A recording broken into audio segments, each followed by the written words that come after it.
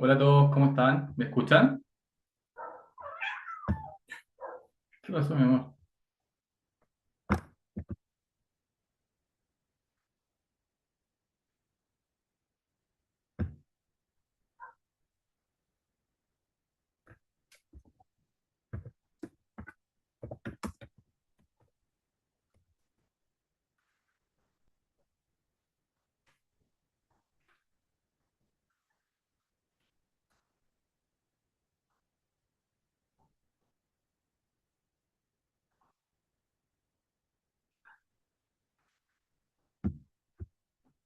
¿Me escuchan? Sí, profe, sí se escucha. Paulina, gracias por responder. Francisca también, gracias. Partimos a las 8:30. Esperemos que uno se conecten más también.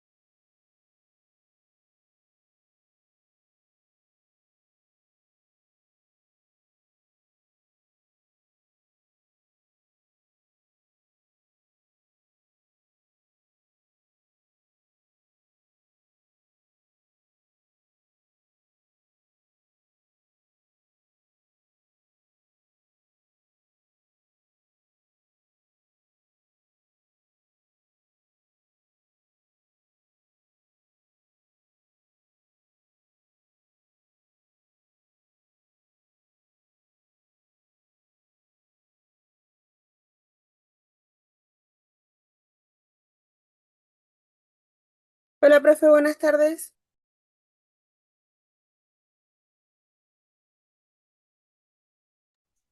Buenas tardes, no sé quién me habló, pero también te saludo de vuelta. ¿Qué tal? Gracias, profe. Bien, bien, gracias. Usted. Flavia, un gusto. Igual. Creo que a algunos de los que estoy viendo acá en el chat le hice clases de infecciosa, me parece. Si mal no me recuerdo los nombres, soy pésimo con los nombres, pero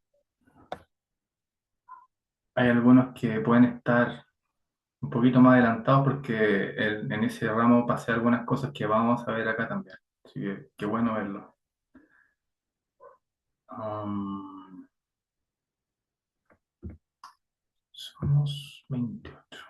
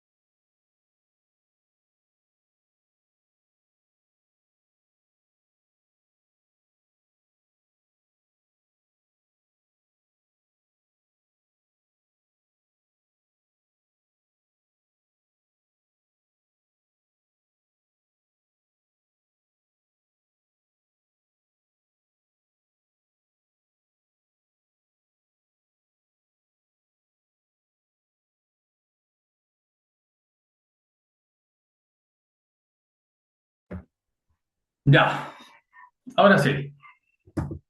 Buenas tardes a todos.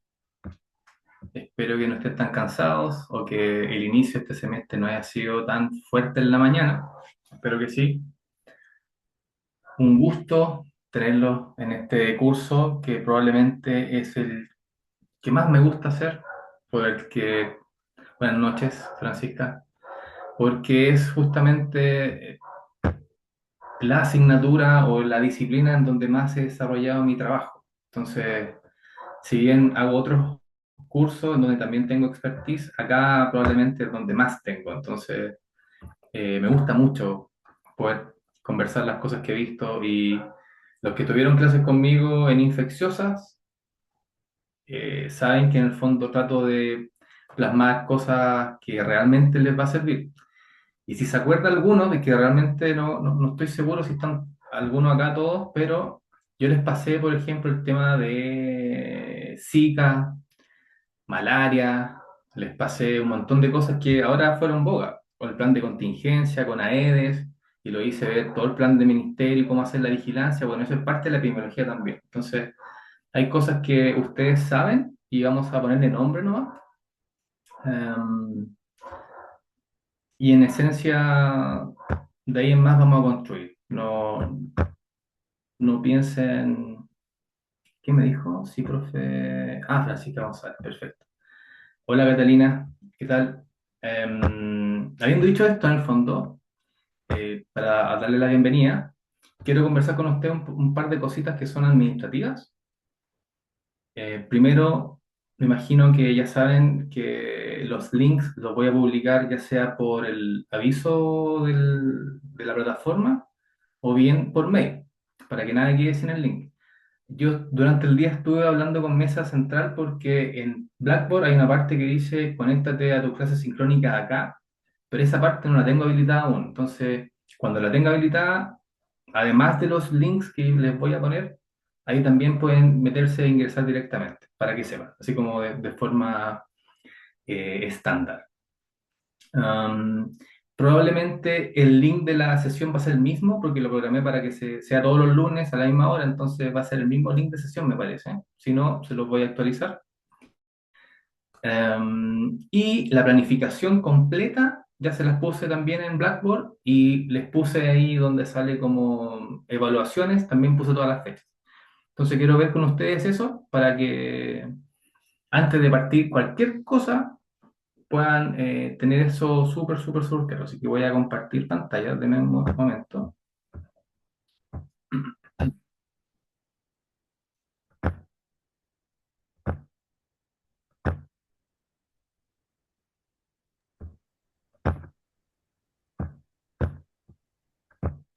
Hay una compañera que tiene la cámara prendida por si acaso. Ahí la apago. Uy, yo, ¿saben qué? En verdad tengo la pura visión como de la PPT, en ¿verdad? No estoy viendo nada, así que mientras no estén en pijama y así como cosas, traten de mantener el decoro nomás, pero yo en verdad no estoy obligando a nadie que prenda la cámara, salvo cuando conversemos y los que puedan, podemos conversar mejor así, pero no obligación, así que no tengan problemas. Déjenme mostrarles ahora.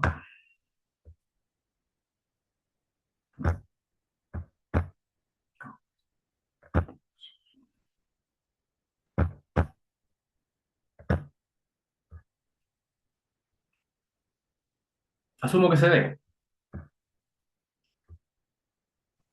Aún no, profe. No, ¿Todavía no? todavía nada. ¿Ahí sí? Ahí sí. Ahí sí. Ya. Bueno, este semestre al menos en UDA estoy haciendo nutrición en la Florida, alimentos en Maipú y EPI online, en las dos secciones, hoy día y mañana. Así que no sé si se van a, eh, qué sé yo, complementar con eso, pero al menos eso es la indicación que se me dio. Acá, como les dije, ya puse todas las fechas. Estas fechas están directamente de la planificación que les subí a Blackboard. Así que para que sepan que el primer control lo tenemos el 23, porque acá me dijeron que el régimen executive tiene modalidades distintas igual, por ejemplo, son solamente dos cátedras y dos controles. En otras partes son 4 controles y 3 cátedras. Entonces, para que sepan, desde ya, todas esas son las fechas. Los que tuvieron clases conmigo saben que yo les pregunto lo que les paso y los hago pensar, ¿sí? Pero como administrativamente eso lo vamos a ver en el transcurso de la clase, solamente quiero que sepan que ya en la plataforma tienen todas las fechas, ¿sí? Para que se puedan ir organizando también y sepan cuándo es cada cosa, ¿ya? Lo último que sale, el examen, en la planificación que a mí me mandaron, salía que era presencial, pero era por evaluación, como veremos.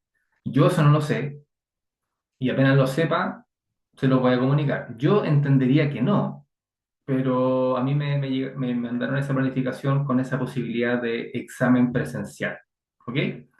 Pero me están hablando, déjenme ver quién me habló. Ya, Catalina, gracias por la pregunta. Todas las evaluaciones, salvo el examen, todas son online. Control online, cátedras online. El examen es el que está en veremos de puede ser presencial, ¿sí? Pero 2 controles y 2 cátedras, todo online. Yo abro en Blackboard, les dejo el tiempo para que contesten y ahí les aparece el puntaje inmediatamente para que sepan cómo les fue. De nada, Profesor, Catalina. una consultita. Buenas Bien, noches. buenas noches, diga. Para ir interrumpiéndolo al tiro y no después, ¿Sí? los controles son online, pero son con esa cosa del proctoring o son online nomás. Los controles. No, mire, yo de verdad ahí tengo libertad absoluta. Yo el control sé que tiene que ser como una evaluación parcial de contenido visto hasta el momento y yo les voy a preguntar, no sé, voy a decir 6 preguntas, 7 preguntas como para tener el quiz completo, pero eso es. Como que en el fondo pueden ser preguntas de desarrollo, pueden ser preguntas verdadero y falso, pueden ser preguntas No, alternativas, pero todo en la plataforma. sí, no, le preguntaba si era con esa plataforma que tiene la universidad, de que uno se mueve y te marca la cosita, el proctoring. Eso le estoy preguntando, ¿no? Ah, no, El no, no, tipo no, de no, no, no, prueba. no, no, no, no, no, Los no, controles no son con eso. Lo que pasa es no. que yo todos los semestres doy las pruebas presenciales porque la tecnología conmigo no va, profe, y han habido muchos problemas en otros ramos en el semestre pasado. Entonces, Ya. para que se me cierre una prueba y después tener menos puntos que mis compañeros porque se te cerró la prueba, cualquier cosa, prefiero dar las presenciales, las cátedras. Por eso le pregunto si los controles son con Proctoring o no.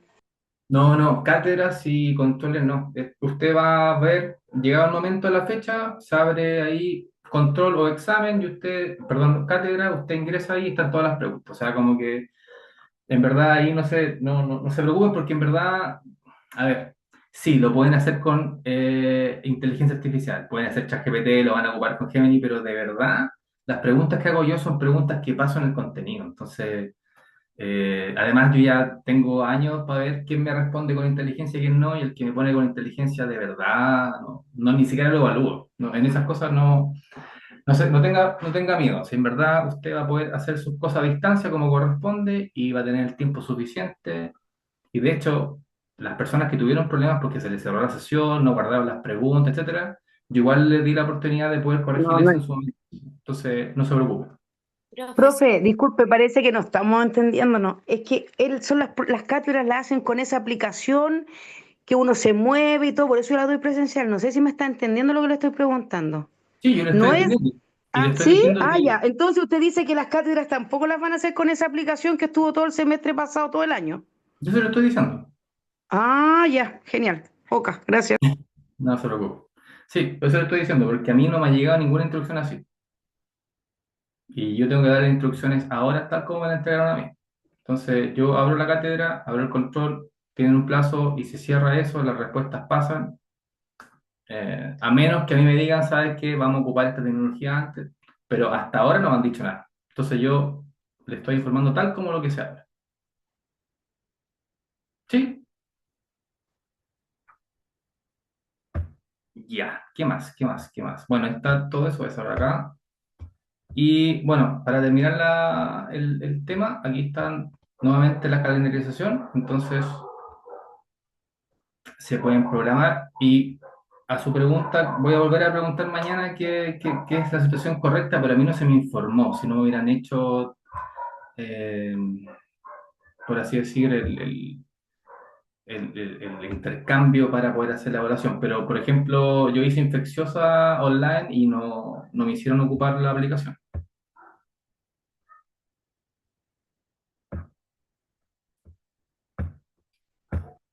¿Qué más? Ya. Entonces, voy a cortar esto y voy a compartir. Todo bien, pero vamos a grabar. Está grabando. Perfecto. ¿Alguna duda más? Eh, Antes de comenzar la clase formal, ¿no? No, No, profe, por mi profe. parte no. Ya. La gente que estuvo conmigo o ha estado conmigo sabe que yo hago clases 45 minutos y después 15 minutos de break. Yo no estoy hablando y sin parar, ¿ya? Uno. Y dos, necesito que interactuemos cuando yo les pida que interactuemos. Aquí nadie va a estar en ridículo, todos van a tener la posibilidad de poder decir su respuesta. Lo que me interesa es que, y sobre todo en distancia, es súper difícil consolidar la información. Entonces, mientras más interactuemos, con cámara apagada o prendida, me da igual, pero el punto es que interactuemos, podamos consolidar cosas que son importantes de, de entender para ustedes, sobre todo porque esta clase y la que viene son las materias que van a entrar al control, son las que tienen el 80% del control para ustedes. Am, si no hay dudas, entonces voy a compartir.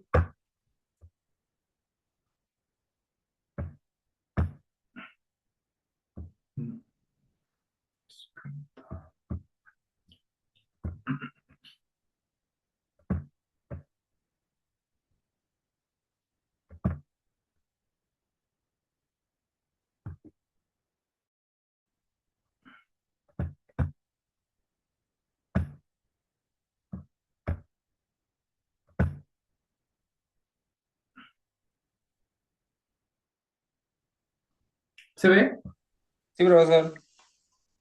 Gracias. A ver, chicos. em,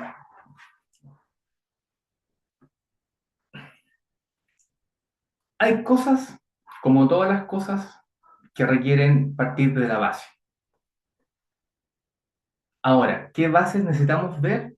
Yo tiendo a pasarles o a comentarles o a discutir lo más esencial que creo deben manejar, porque hay algunas cosas que tienen que entender para contextualizarse y hay otras que tienen que entender como para consolidar el aprendizaje. Entonces yo les voy a decir, chicos, miren, esto es para que sepan a qué nos referimos y cuando les diga esto tienen que entenderlo, tomen apunte o vuelvan a ver la grabación en esta parte, se los voy a decir porque me parece que hay cosas importantes.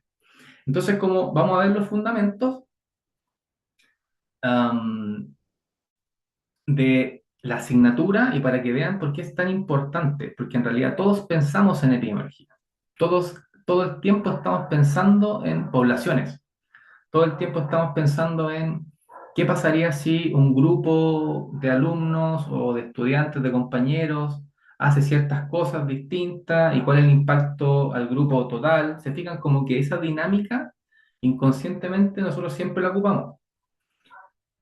Ahora le vamos a poner nombre y vamos a encauzarla para la disciplina que están en este momento viendo. ¿Ok? Entonces, la sesión de hoy, la gracia es que podamos ver un poquito cuáles son esos conceptos, al menos iniciales, que ya tienen que ir manejando y después tengan un poquito de contexto de cómo se ha ido desarrollando.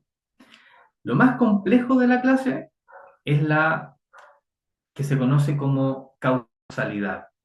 Es decir, qué es lo que está provocando ciertas enfermedades o cómo entendemos que se producen esas enfermedades. Y ese modelo de causalidad, porque para nosotros no es al azar, sino que hay razones de por qué pasan las cosas, ¿cierto? Eso puede ser un poquito más difícil y ahí me voy a detener un poquito más, ¿ok? Yo quiero ir de a poco, por lo menos la primera sesión. Entonces,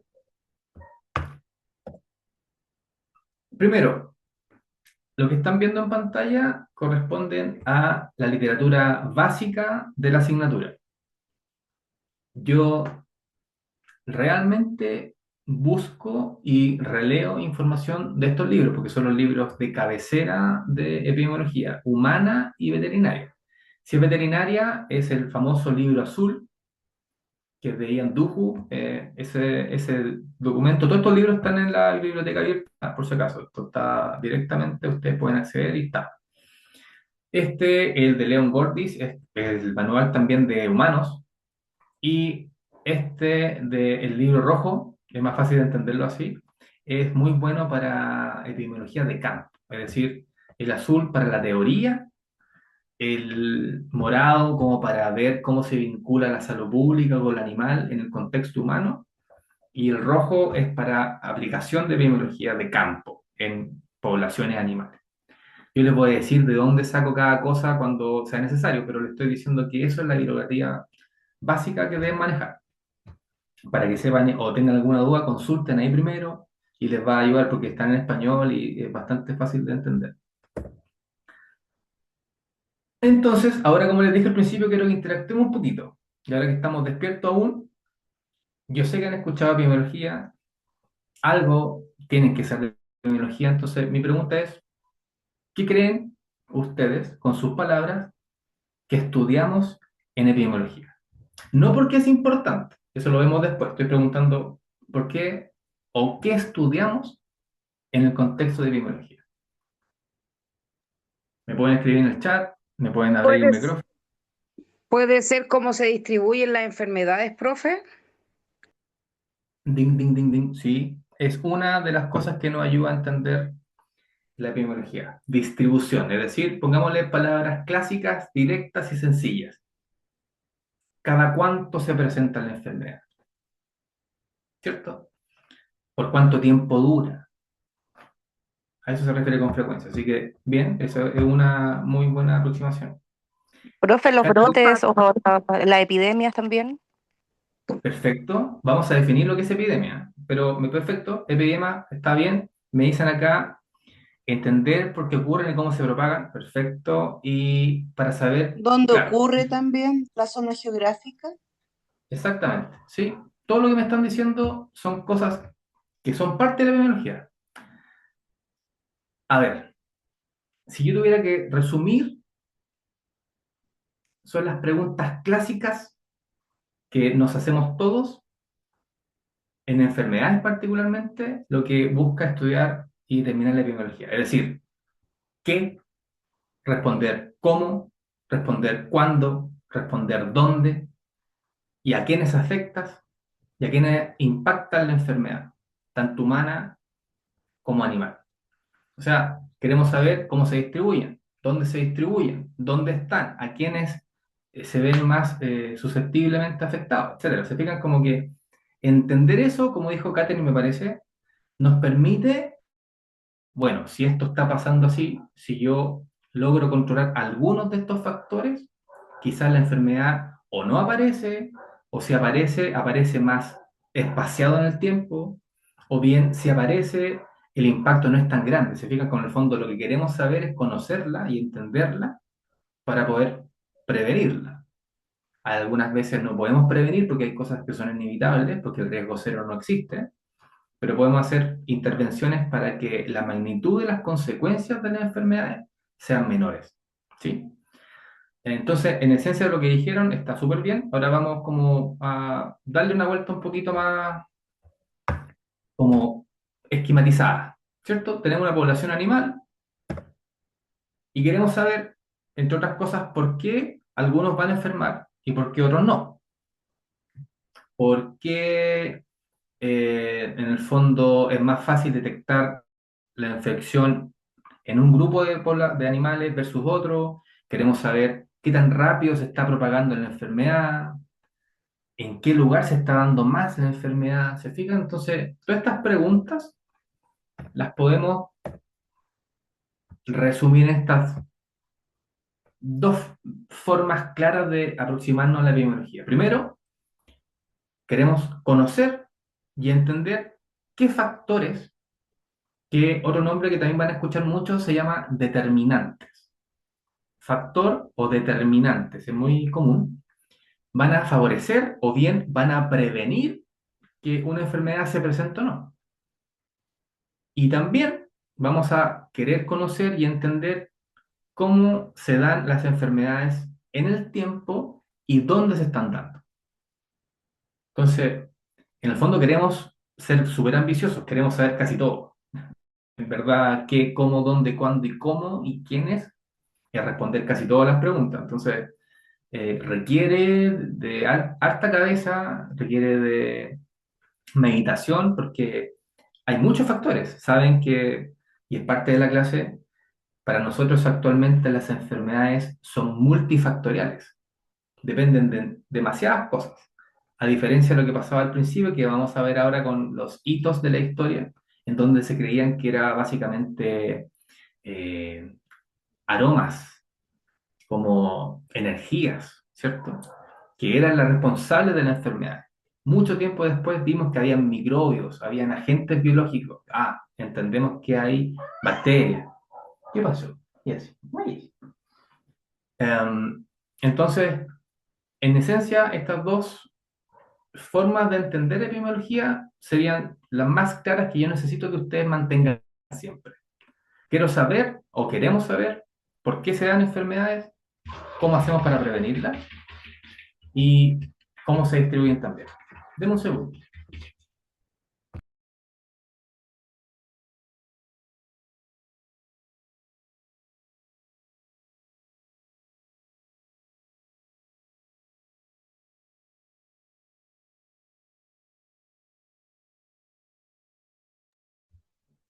Perdón, era mi gata.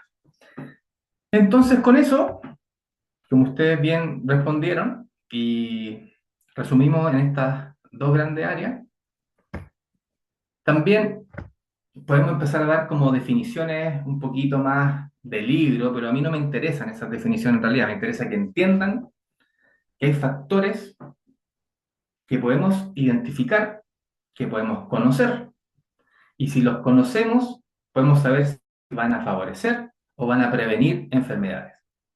Y esos factores pueden ser propios del individuo, pueden ser propios del ambiente, pueden ser parte del propio agente biológico, etcétera. Entonces, conocer estas cosas y cuándo y cómo pasan es lo que en esencia queremos entender en epidemiología.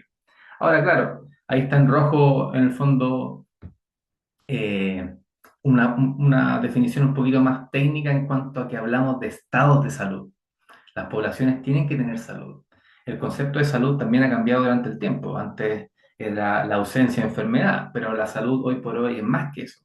Hay un bienestar físico, emocional, eh, de incluso hasta espiritual, porque también hay un bienestar social, cultural. Se fijan como que es mucho más que solamente ausencia de enfermedad.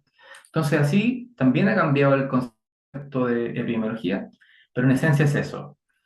Tenemos que entender primero que queremos trascender a la mera identificación de agentes biológicos. Queremos entender qué cosas más están haciendo que la enfermedad esté ocurriendo. Entonces, es mucho más que saber qué agente es. No es solamente enfermedades infecciosas. Y el alcance puede ser desde genética y filogenia más avanzada hasta dinámicas macrosociales, porque aquí les doy como, esto es más bien, no es filosófico, pero es algo que a todos nos afecta. Las enfermedades, cuando ocurren, gran parte del tiempo tienen que ser tratadas.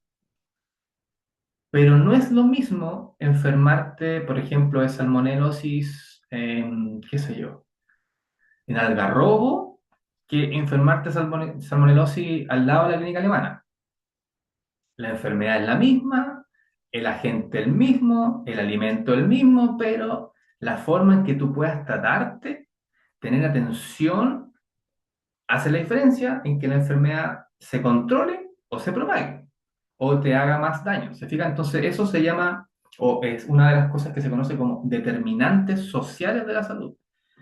No es lo mismo atenderse en Arica, en el altiplano, donde hay una posta rural, versus en la ciudad, donde hay mayor tecnología. O sea, el impacto de la enfermedad también tiene que ser considerada con eso, ¿sí? Ahora, eso es mucho más profundo porque tenemos que ver dinámicas más amplias, pero en esencia el ejemplo que les doy es para que entiendan que los factores o determinantes que digo que pueden favorecer o no las enfermedades también pueden ser sociales, ¿sí?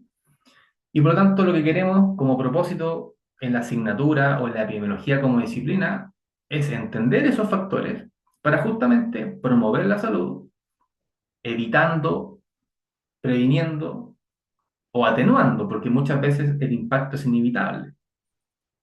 La presentación de enfermedad es inevitable, pero podemos hacer cosas, intervenciones para que los afectados sean lo menos posibles y que la afectación sea la menos dañina. Eso buscamos, básicamente en esencia en epidemiología. A ver, esto es bastante rápido porque es un comentario de cómo ha evolucionado el término de epidemiología desde el 78 hasta más o menos el 2015. Eh, Vamos por acá, desde abajo hacia arriba, que básicamente es interpretación epistemológica, quiere decir en chileno, básicamente, cómo entendemos que estamos explicando las cosas, básicamente. Entonces, al principio pensábamos que epidemiología era fenómenos de masas, solamente poblaciones, y si no eran poblaciones, no tenía que ver con epidemiología, cosa que no es así. Luego se reforzó la idea de que debiese ser una disciplina enfocada en el control. Sí, tiene controles, es parte de como de la gestión sanitaria, pero no es necesariamente o exclusivamente eso.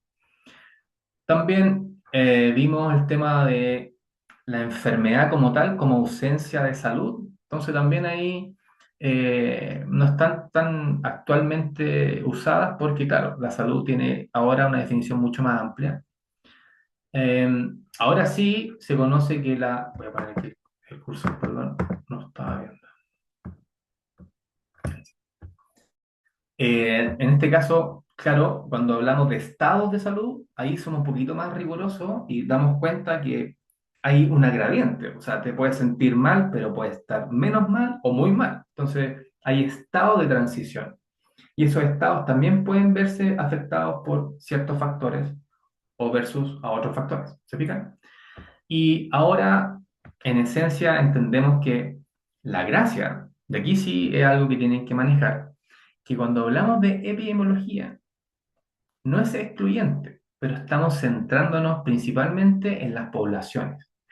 El objetivo es entender la dinámica poblacional. Por supuesto que tenemos que entender qué pasa a nivel individual, pero en esencia estamos entendiendo que este grupo de animales o grupo de personas tienen dinámicas propias de movimiento, de interacción, y eso puede favorecer o no la presentación de enfermedades bajo cierto contexto. Entonces, esta diapositiva es básicamente para que sepan a grandes rasgos cómo ha ido evolucionando el concepto, pero es la idea que quiero que vayan dejando atrás, como esos eh, primeros esbozos de definiciones, y nos quedemos con esto, con entender qué pasa, cómo pasa, a quiénes les pasa, cuándo pasa, con qué magnitud pasa, a quiénes impacta. ¿Se fijan? Eso es mucho más fácil entenderse con preguntas. Pero si tuviéramos que enfocar la disciplina como tal, tenemos dos fases de estudio epidemiológico, es decir, dos fases de cómo estudiamos esos factores, esas enfermedades en las poblaciones. Tenemos una fase, como todas, descriptiva, y que a partir de la cual nos permite llegar a una que es más analítica. En general, aquí voy a referirme a lo que pasa en veterinaria, porque en humano tiene una salvedad, pero en veterinaria, habitualmente, ¿qué nos pasa? Nosotros somos llamados a un plantel o a un grupo de granja o a alguna parte de producción, por ejemplo. Nos dicen que hay un problema y habitualmente nosotros vemos, literalmente observamos algo en ese momento y podemos tener la chance de que justo en ese momento esa enfermedad está ocurriendo. O puede que nosotros lleguemos y ya solamente veamos los efectos de la enfermedad. ¿Se fijan? El punto es que estamos siempre haciendo una aproximación de observación. Y eso es lo que pasa habitualmente en veterinaria. En humanos es más fácil porque el aparataje y la logística está mucho más entrenada. Se pueden hacer experimentos, se puede controlar las condiciones ambientales, se pueden controlar muchas cosas de estudio. En veterinaria en general estamos abiertos a lo que pasa. Por ejemplo, si les gusta fauna silvestre, también. Una de las grandes cosas que se ocupa en epidemiología en el contexto de fauna silvestre es entender cómo se distribuyen las poblaciones. Porque sabemos que, por ejemplo, una población tiene 300 individuos en esa zona, pero no sabemos en qué parte de esa zona están. Y puede que alguna parte tenga más chances de interactuar con personas, en otro tenga más chances de interactuar con fauna silvestre, ¿se fijan? Otra fauna silvestre, entonces queremos saber justamente cómo se va moviendo este tema, pero tenemos que observar y tenemos que empezar a ver qué pasa con eso. A partir de eso, ¿nosotros qué hacemos? Postulamos una posible o tentativa respuesta a lo que estamos observando, ¿cierto? Y eso, en esencia, es generar una hipótesis que va a explicar el fenómeno que estamos observando. Y cuando ponemos, en el fondo, a prueba esa hipótesis, pasamos a lo que hablamos de epidemiología analítica, es decir, ya, ok, vamos a diseñar tal tipo de intervención o tal tipo de estudio en particular para poner a prueba la hipótesis y poder numéricamente cuantificar. Poner, ya no solamente describir que está pasando algo, sino que ahora ponerle número, ponerle algo que nos diga, mira, aquí hay más enfermedad que acá, o aquí hay mucha enfermedad. ¿Se fijan? Tenemos que llegar a un número o algún indicador, puede no ser número, pero algún indicador que nos diga, mira, acá se está dando más enfermedad versus que este grupo. Y lo medimos con esto. ¿Se fijan? Entonces, cuando llegamos a ese tipo de interacciones, estamos hablando de una epidemiología analítica que vamos a ver que son distintos estudios en base a lo que estamos buscando, pero en esencia es eso. Y cuando hablamos de epidemiología descriptiva, no es menos importante, al contrario, es la base de toda la hipótesis. Eh, pero claro, no tenemos números, no tenemos indicadores, sino que estamos, como el nombre dice, describiendo. Ese es el proceso. Observamos, describimos, detallamos y luego generamos una explicación para el fenómeno que estamos viendo en los animales, que queremos explicar y resolver. Y luego pasamos a la parte analítica donde ponemos literalmente a prueba la hipótesis que tenemos. Y dependiendo cómo nos va, hacemos esto. Quizás tenemos que volver a ver, tenemos que volver a hacer ese, ese proceso cognitivo. Quizás ahí podemos llegar al final porque respondimos, la hipótesis estuvo correcta, o bien tenemos que empezar a ajustar. ¿Sí? Entonces, en el fondo, es un proceso de pensamiento sistemático que habitualmente está comparando cosas. Aquí hay más comparado con esto, aquí hay menos comparado con esto. Y en veterinaria en particular, eso es casi pan de cada día. ¿Y por qué? Porque imagínense, yo doy ejemplo de producción porque no porque me guste necesariamente producción, pero es que los ejemplos son bastante más claros. Vacas cojas en lechería, habitualmente siempre hay como comparación, ya, pero ¿está en piso de tierra? ¿En piso de cemento? ¿Está en barro? ¿Será que acaso en cemento sean más o menos las cojeras? Siempre estamos comparando grupos en producción. ¿Quién crece más? ¿Quién tiene mayor fertilidad? Se fijan como estamos comparando siempre. Entonces, siempre estamos intentando ver si hay alguna desviación de lo que debiese ocurrir normalmente. A eso se refiere con que estamos identificando desviaciones de la normalidad. O sea, hay cosas que esperamos que ocurran en ciertas partes y cuando no ocurre, claro, ahí tenemos un nuevo paradigma, digamos, como que intentamos explicar eso con una nueva hipótesis, porque no está ocurriendo como creíamos que iba a ocurrir, ¿se fijan? Y para eso ocupamos no solamente el método científico, ¿no? sino que la aproximación epidemiológica. Pero con eso me parece que ya está bastante más claro en esencia. Objetivos hay muchos, pero todos se desprenden de lo que hablamos. Es decir, quiero saber el origen de algo que está ocurriendo, de una enfermedad, cuál es su causa. Antiguamente, siempre se asociaba la enfermedad con la presencia de un agente patógeno. Pero ahora ya sabemos que no solamente se requiere del agente patógeno, porque ustedes saben o han escuchado al menos el concepto de dosis mínima infectante. Es decir, puede haber patógeno, pero no está la cantidad suficiente para generar un proceso infeccioso. ¿Se fijan?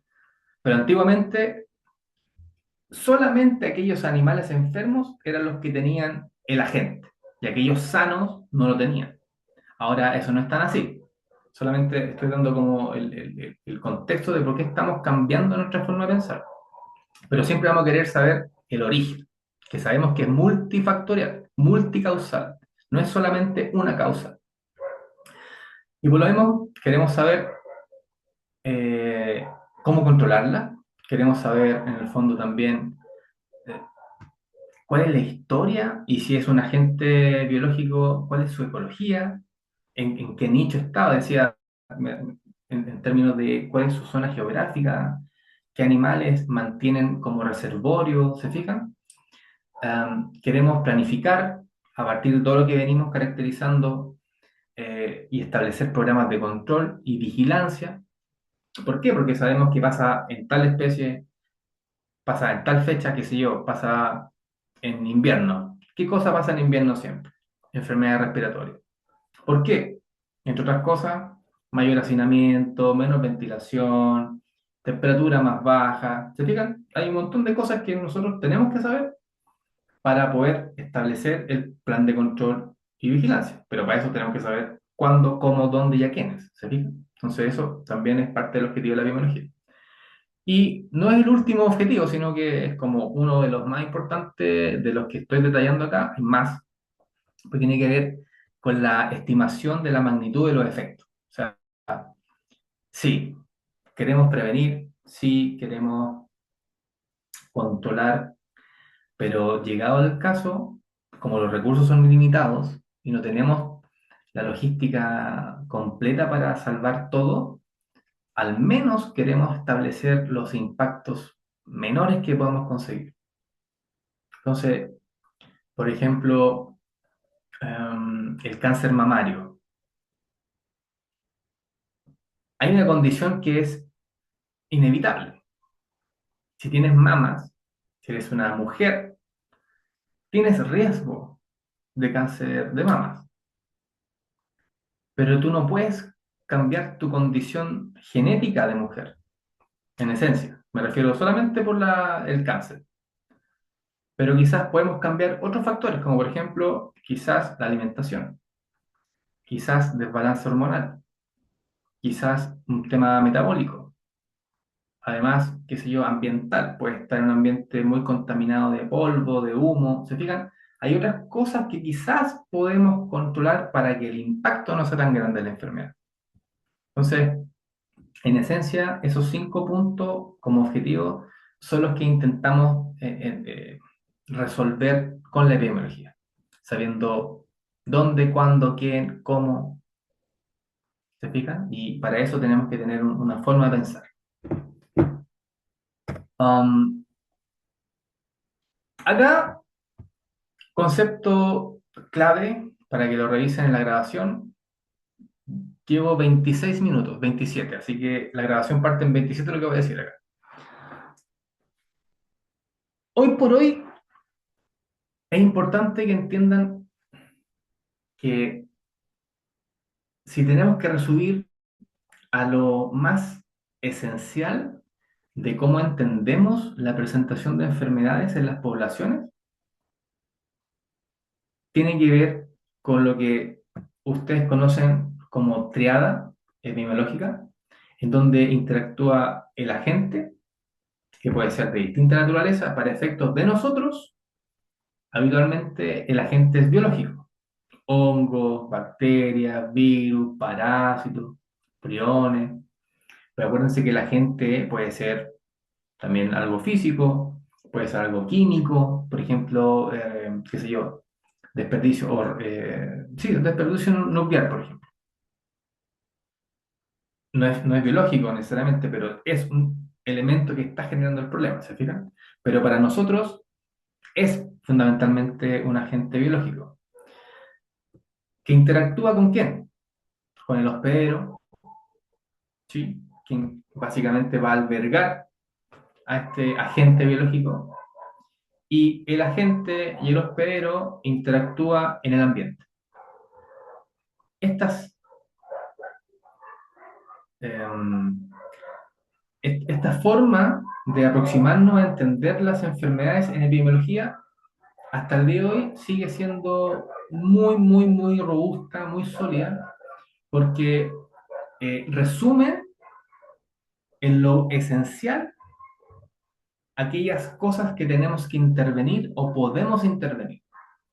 Podemos intervenir en cosas de la gente, podemos intervenir en cosas del ambiente, podemos intervenir en cosas de los hospedero. Hay cosas que no, pero esencialmente en estas tres cosas intervenimos a las tres al mismo tiempo, en una por sobre otra, pero en el fondo, en alguna de estas patas de esta triada es donde podemos hacer la intervención y podemos hacer que la enfermedad o no se presente, o si se presente sea menos impactante, o bien se presente muy espaciadamente en el tiempo. O sea, si logramos que la enfermedad en vez de una vez al año se presente cada 10 años, también es un avance. ¿Sí? Pero ese es el concepto. Agente, hospedero y ambiente es básicamente la esencia de cómo entendemos que se presentan las enfermedades en las poblaciones, animales y humanas. Y aquí le hago como el adelanto de la segunda parte de la clase, que ya es parte de entender las causas de las enfermedades. Hay un concepto que se conoce como causas necesarias y hay un concepto que se conoce como causas suficientes. Si tengo que decirles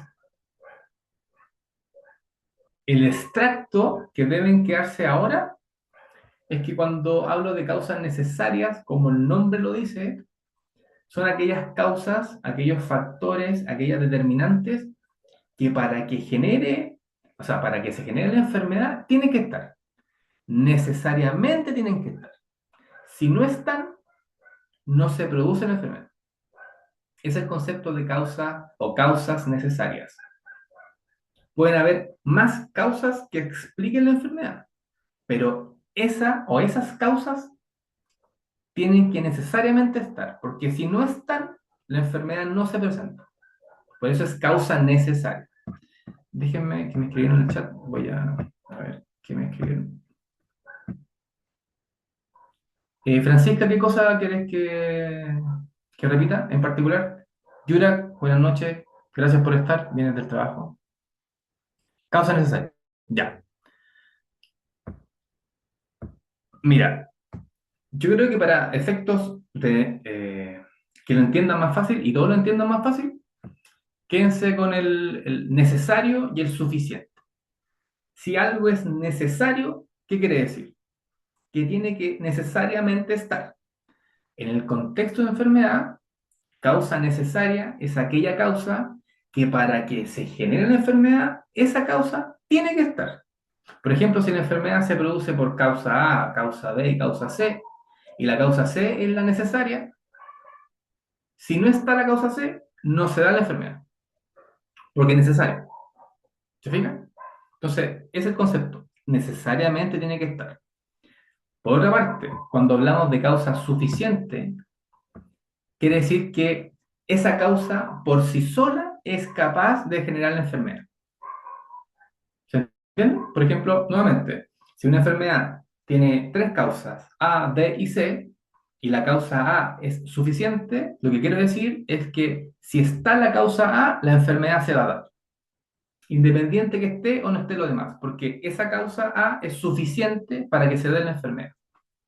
Al contrario, cuando digo causas necesarias, digo, pueden haber muchas causas, pero esa causa tiene que estar, porque si no está, no se va a dar.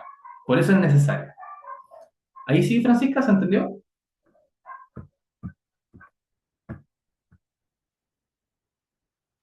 Si no, repito de nuevo. A ver. Pero esto se los doy como spoiler porque esta es parte de la segunda patita de la clase. ¿Ok? Profe, Dígame. entonces, para ver si entendí bien, la suficiente es si está la causa, si no está, da lo mismo. Y la necesaria, si está, sí o sí va a causarla. Al revés. La necesaria, si está o no está, da lo No, mismo. O sea, si la está, la causa, genera y si no está, da lo mismo. la causa necesaria tiene que estar sí o sí Esa es la para que la fundamental. enfermedad. Sí, La la necesaria. necesaria, sí. Y Y la la suficiente, suficiente es que esa causa por sí sola, independiente que no estén las demás, esa sola es capaz de generar la enfermedad. Por eso es suficiente. ya, ya lo entendí. ¿Sí? Ese es el profe. A ver.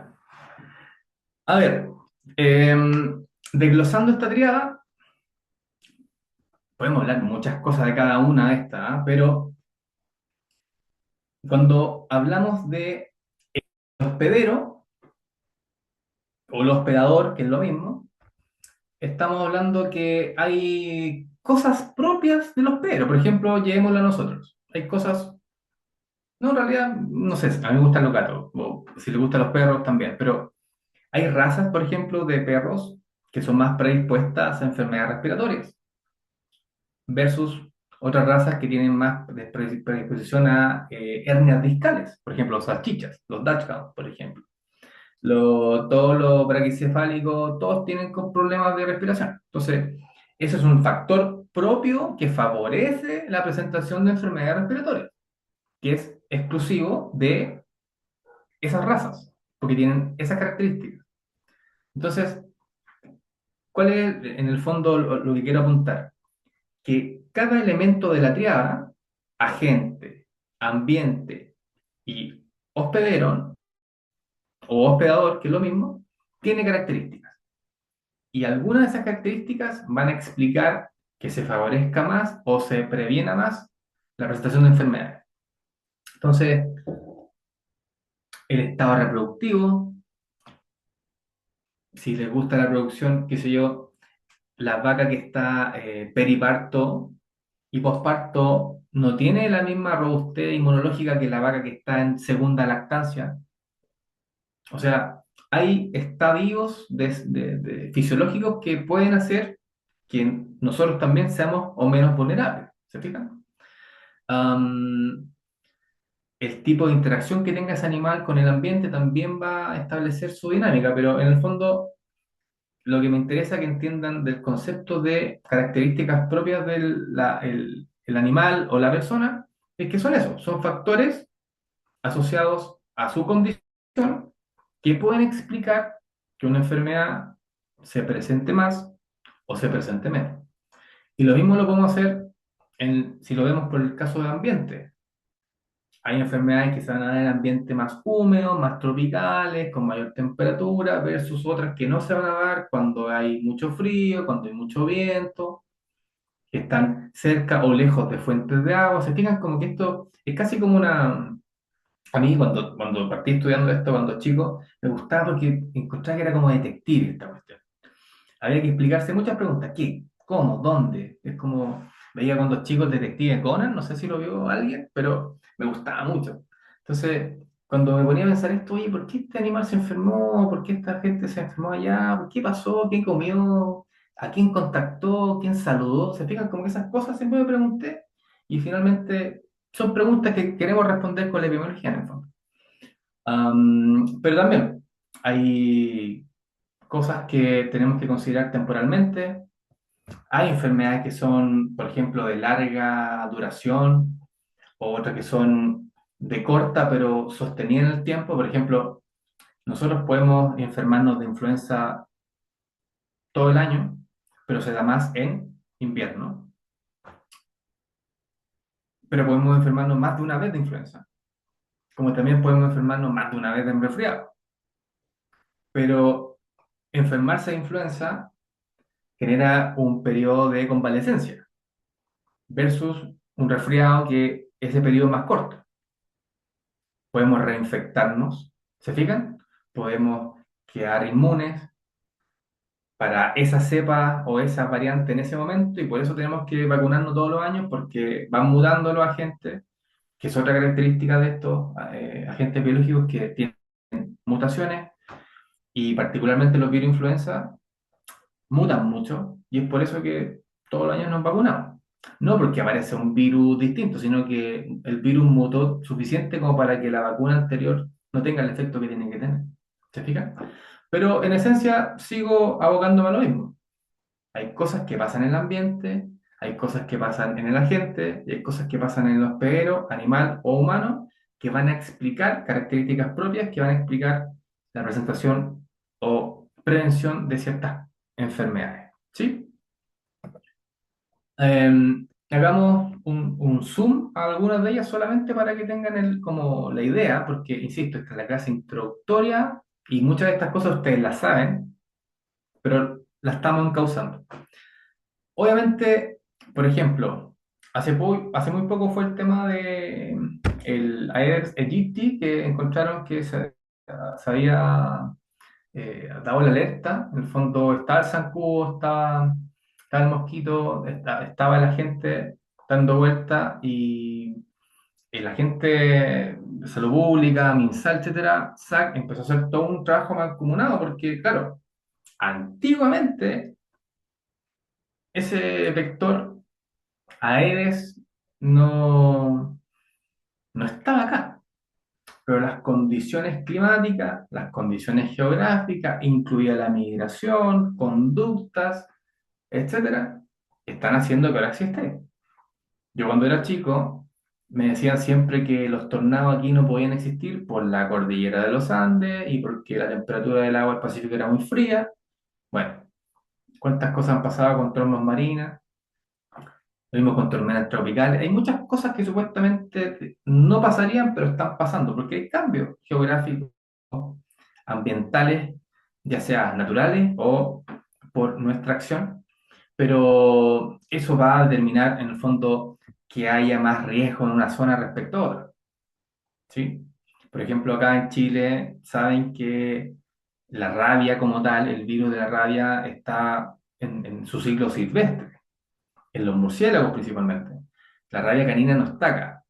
Al menos fuimos capaces de, por medidas y planes de salud, poder atacarla en el fondo. Pero en Perú la rabia existe, en Bolivia también. Y esa es una enfermedad que en el fondo es 100% mortal para nosotros. ¿Se fijan? Entonces, hay muchas cosas que el propio ambiente va a favorecer o no que esté la chance de tener contacto con esta gente que nos puede generar tanto daño o daño a nuestra población animal. También, el mismo resumen que les dije de las cosas del individuo, no es lo mismo un individuo que está recién nacido o en la última etapa de su vida en cuanto a inmunidad respecto a un individuo que está en la meseta de su madurez sexual. El individuo que está recién naciendo, el sistema inmune está desarrollándose y madurando. El individuo que está ya envejecido, el sistema inmune no está funcionando como debería funcionar. Entonces, ambos extremos son los más vulnerables comparado con quienes están en su prime, ¿cierto? En su madurez sexual, física, cognitiva. No es lo mismo. No es lo mismo el riesgo que tiene una embarazada o una hembra preñada en el caso animal que una hembra o mujer que no lo esté. Hay factores que van a predisponer más que otros, ¿se fijan? Entonces también es parte de las características asociadas al individuo. Y eso, y esto, minuto 42, me quedan 3 minutos y paro porque dije 45 minutos de clase, la primera parte. La población en riesgo es lo más importante en este contexto de entender, porque esa población, cuando avancemos en las clases, va a ser nuestro denominador. Vamos a poner números a estas cosas, vamos a hacer cálculos que no van a ser más allá de una división y una proporción, ¿no? Así que no se asusten, pero el tema de la población en riesgo es la que nos va a decir, mira, este es el contexto. Y sobre todo, porque cuando hablamos de gestión sanitaria, es decir, ya, ok, sabemos que estos factores están acá, sabemos que esta gente está acá, ok, ¿cómo intervenimos? O sea, ¿cómo gestionamos sanitariamente las cosas? Nos interesa saber mucho la población en riesgo, porque es la población que realmente es susceptible. ¿Se fijan? Hay dos cosas que tenemos que saber sí o sí. ¿Qué agente está provocando el problema? Viral, bacteria, lo que sea. Y queremos saber qué poblaciones están en riesgo. Algunas van a estar más en riesgo que otras. Y que una esté más en riesgo que otra, lo va a decir las características propias del ambiente de esa población, las características de los individuos de esa población. ¿Se fijan? Entonces, mientras sepamos las características de la gente, cuando hablamos de enfermedades infecciosas, y sepamos qué población es la susceptible o cuál es la población en riesgo, así podemos gestionar sanitariamente los pocos recursos que tenemos. Y particularmente en veterinaria, que los recursos son menores comparados a la medicina humana. ¿Se fijan? Entonces, hay cosas que vamos a poder intervenir, otras que no, pero siempre tenemos que apuntar a saber eso en enfermedades infecciosas. ¿Qué agente está provocando el problema? ¿Cómo funciona? ¿Cuáles son sus características? ¿Y a qué población está afectando? Y dentro de ellas, algunas van a ser más susceptibles y otras van a ser menos susceptibles. Y queremos saber qué factores hacen que una sean menos susceptibles, porque así vamos a prevenir o intervenir a la enfermedad. ¿Se entiende, no? Y esto básicamente es como el reforzar la idea. Genéticamente, en cuanto a raza, especie, hay susceptibilidades propias, hay individuos que son justamente por esa característica más, eh, más vulnerables, o por el contrario, individuos que van a ser mucho más robustos en cuanto a defenderse de esa infección. Y eso también, por supuesto, da cuenta del pronóstico, ¿cierto? O sea, una cosa es que sepamos qué enfermedad está pasando, qué cosas están explicando esa enfermedad, y otra cosa es, bueno, ese individuo va a ser capaz de salir de esa enfermedad, qué características tiene, también es parte de caracterizar su inmunidad propia, su sistema, su fisiología. Y como les dije acá, el tema de las determinantes sociales, porque no es lo mismo que se esté atendiendo ese paciente en la UTI de Chihuayante que en la UTI de la Indisa. No es lo mismo. A pesar de que la gente es el mismo, a pesar de que la población es la misma susceptible, ¿se fijan? Pero la forma del impacto no es la misma. Y me queda, ya, último minuto. Esto nuevamente viene a resumir lo que vengo diciendo, que en el fondo, si sabemos qué características tiene la especie animal que está siendo afectada o las poblaciones animales que están siendo afectadas, si sabemos cuándo está ocurriendo esta afectación, si sabemos dónde está ocurriendo, en el caso de zoonosis, es decir, enfermedades que se van a transmitir naturalmente entre animales y el hombre, entre el ser humano en realidad, podemos, por ejemplo, identificar el tipo de dinámica de zoonosis que está explicando esta interacción. ¿Se fijan? Entonces, mientras sepamos qué, cómo, dónde, cuándo, cómo, como mínimo, podemos hacer medidas de intervención que realmente logren aminorar el impacto en la enfermedad. Ojalá que no se presente, pero en el mundo hoy por hoy es muy raro que pase. Entonces, buscamos que el impacto sea el mínimo en todo sentido, económico, social, emocional. Hay muchas cosas que la epidemiología también impacta y que puede que se salga un poco de la clase, pero créanme que todas estas cosas convergen en esas preguntas. Si la explicamos, vamos a entender cómo se presenta la enfermedad. Después tenemos que ponerle número, pero este es el inicio. Hasta ahí. ¿Alguna duda, chicos?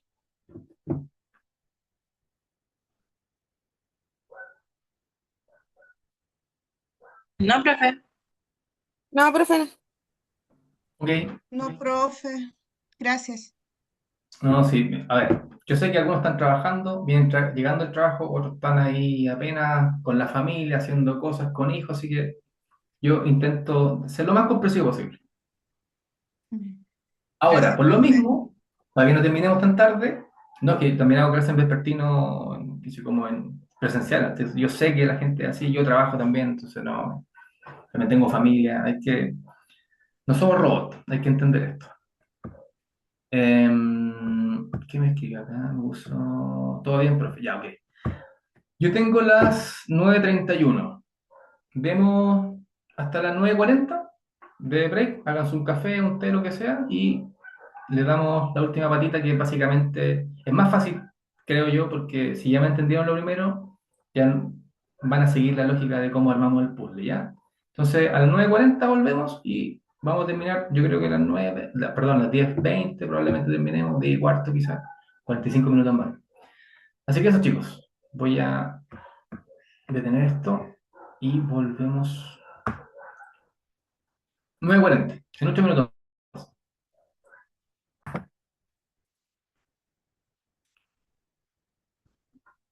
Y voy a compartir de nuevo.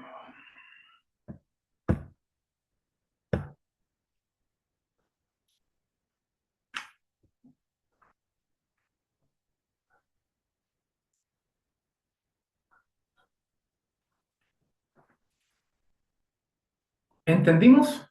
O al menos la idea de la primera parte de la clase es que entendieran que en esencia buscamos explicar a través de la epidemiología estas preguntas, responder cómo se presentan, quiénes la presentan, cuándo se presentan, dónde las enfermedades, tanto humanas como animales. Pero en general, al responder esas preguntas, podemos saber, esto es como el resumen de la primera parte, podemos saber qué factores están favoreciendo o qué factores están previniendo la enfermedad.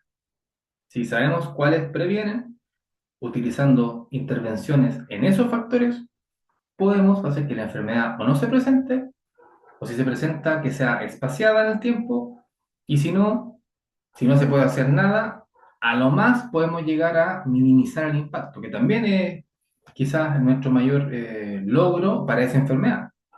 O sea, si esa enfermedad genera 1000 muertes al año y logramos bajar a 500, siguen siendo 500 muertes, pero hay un cambio, un impacto importante. Entonces, quiero que lo vean en esa dimensión. Entonces, vimos que ya sea porque algo pasa en el ambiente o en el agente o en el hospedero o en los tres, esa interacción de la triada es la que va a explicar por qué vemos enfermedades en las poblaciones. ¿Sí?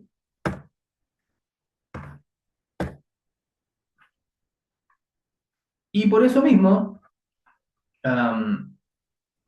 como saben que las infecciones y enfermedades pueden ocurrir varias veces en la vida, puede ser la misma enfermedad, pueden ser enfermedades distintas, podemos recuperarnos de la enfermedad o podemos quedar como portadores, podemos quedar crónicos, se fijan como que puede haber una plétora de posibles formas de cómo se presenta la enfermedad,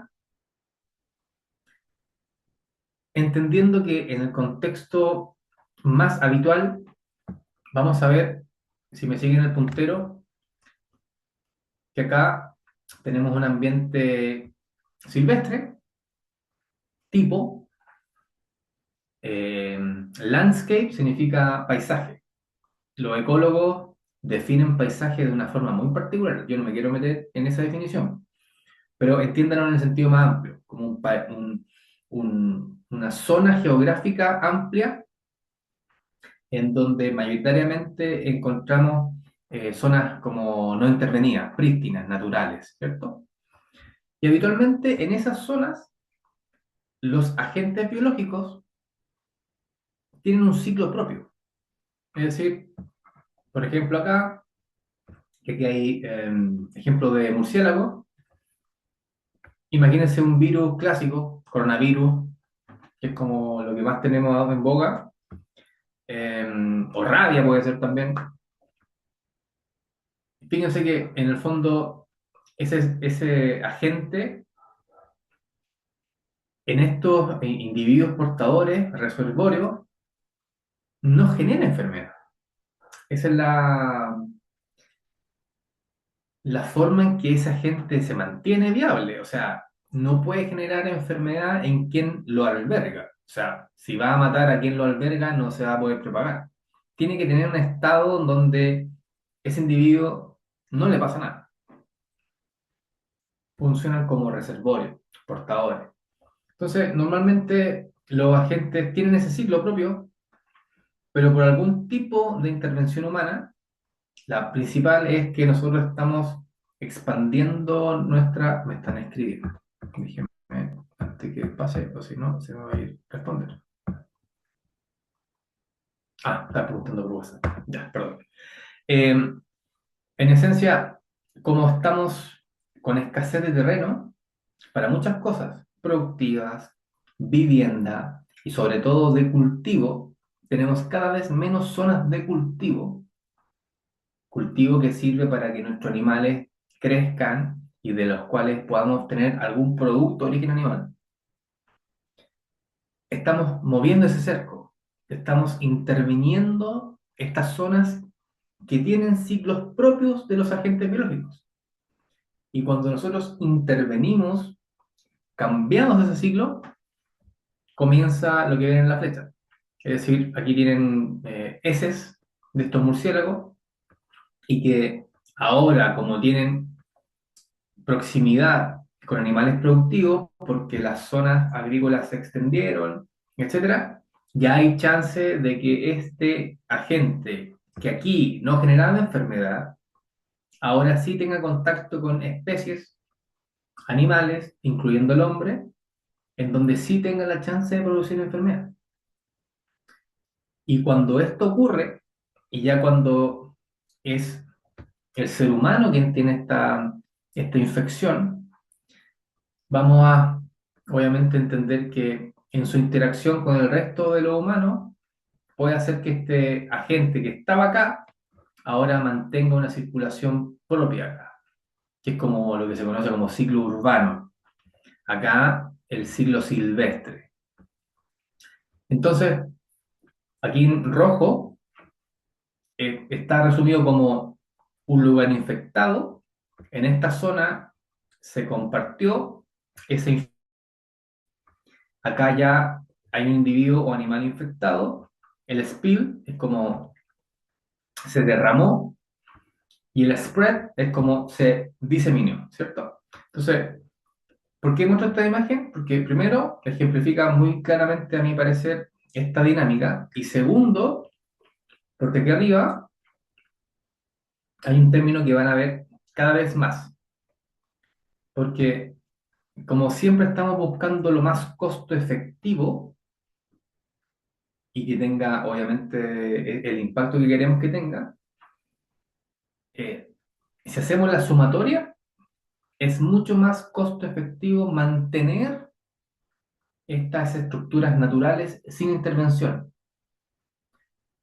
más que generar como todo un aparataje como de logística, de bioseguridad en esencia, para que ese agente de ese ciclo silvestre no pase a población animales o no pase a población humana.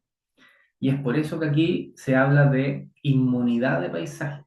Es decir, mientras nosotros logremos que estos ciclos se mantengan en las mismas especies que se han mantenido históricamente y que el contacto de nuestros animales productivos o de las personas sea el mínimo, esta inmunidad al paisaje nos provee de algún tipo de seguridad, porque lo que nos puede afectar está contenido en este ejemplo en el bosque.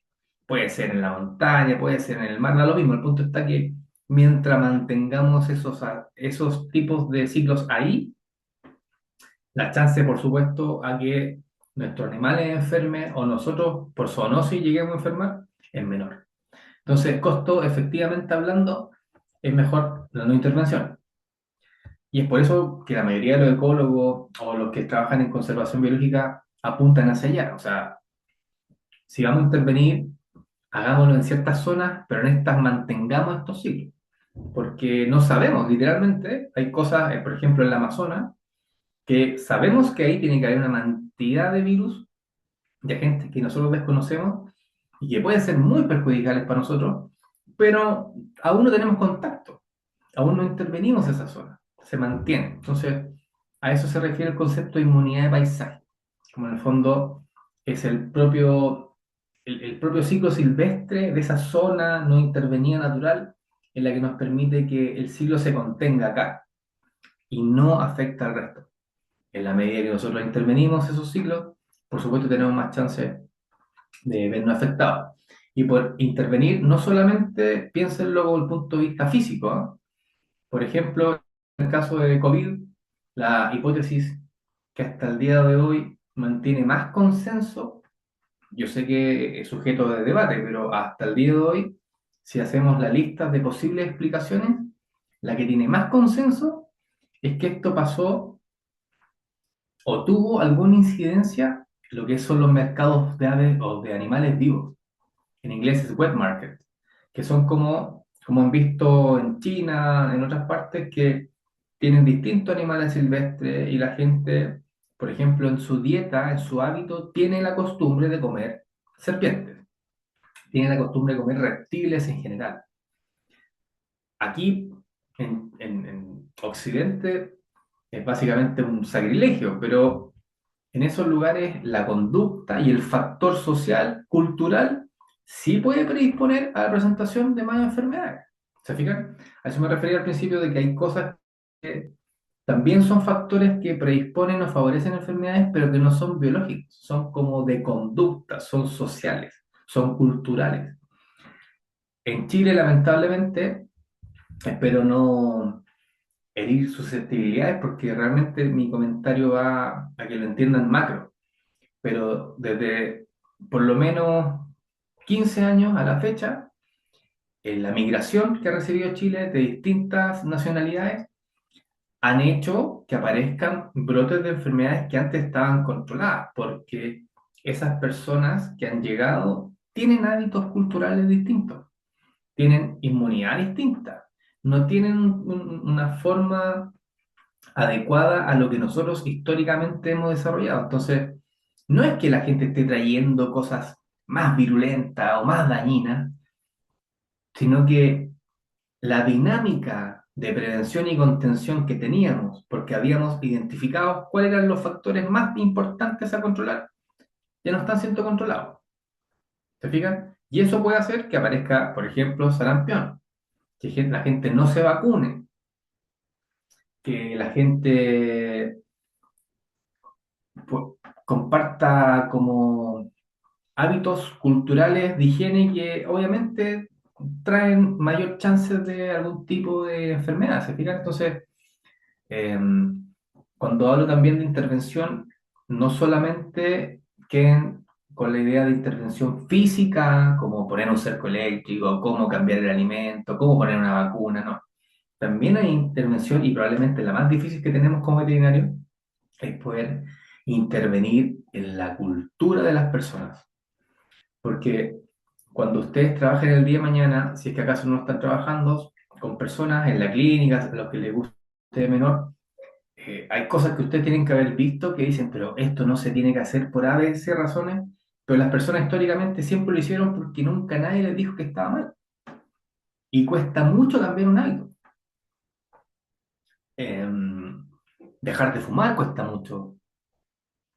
Dejar de hacer cosas que están tan arraigadas probablemente son las más difíciles de cambiar. Y por eso hoy en la academia, y por academia me refiero no solamente a la disciplina de epidemiología, sino que en general, la comunidad científica, sí, por supuesto que hay que seguir continuando la investigación, qué cosas son importantes de avanzar, etcétera. Pero hay un punto donde se está poniendo mucho hincapié, es cómo intervenimos en las personas para que, por ejemplo, se laven las manos después de ir al baño. Algo que es muy, para todos nosotros acá, obvio, pero no es tan obvio. Lamentablemente no es tan obvio. Vayamos a problemas veterinarios. En el sur, sobre todo, la gente acostumbra, después de faenar los animales, a darle ¿qué? Las vísceras a los animales. Después de faenar cordero, oveja, les da las vísceras porque los perros son de campo, ¿cierto? Y siempre se alimentaron así desde que Chile es Chile, pero resulta que eso ha contribuido a la dictomatosis, ha contribuido a la equinococcus, a hidatidosis. ¿Se fijan? Entonces, y eso es no porque desconozcamos cómo es el ciclo, sino que sabemos que tenemos que intervenir que la gente no le dé vísceras a los animales, pero es difícil que no lo haga. No tenemos la capacidad para controlar que la gente no lo haga. Y por eso tenemos que intervenir culturalmente, con educación, y eso tiende a ser lo más difícil. ¿Sí?